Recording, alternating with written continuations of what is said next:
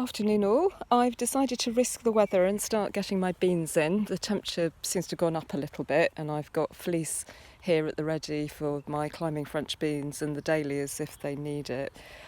So nice deep trench with really good compost in all the way along, and I'll just go through that to plant them in. Really well watered, plant in a puddle as ever, very important. The more water you can get into that compost at the beginning, the less you'll have to water them afterwards.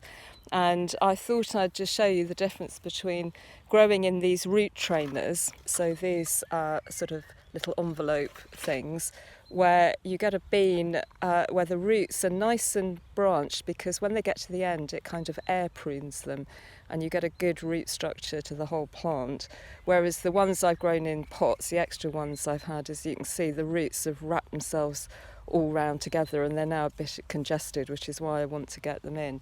So they're not cheap, these things, but these have lasted me probably 10 or 12 years, so they could be a worthwhile investment if you're very keen on your beans. And I put my beans usually in the same place. I've sort of done this big structure, which took quite a while. Peas also on the canes over there. And in rotation terms, this is okay because they make their own nutrition. So those of you who've got an allotment or are planning allotment have probably got hold of the whole crop rotation idea, which is classically your potatoes, followed by root crops and onions, followed by brassicas. And the reason for that is partly nutrition, that potatoes tend to be heavily manured and then the other crops follow on and use that up, but also disease control, so it helps prevent diseases building up.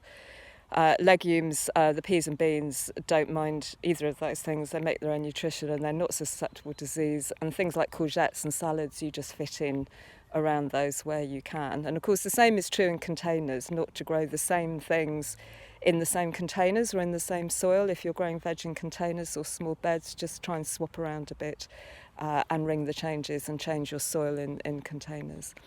So I think that's all for the long weekend. I'll come back after the weekend and we'll see how things are going. Have a good weekend.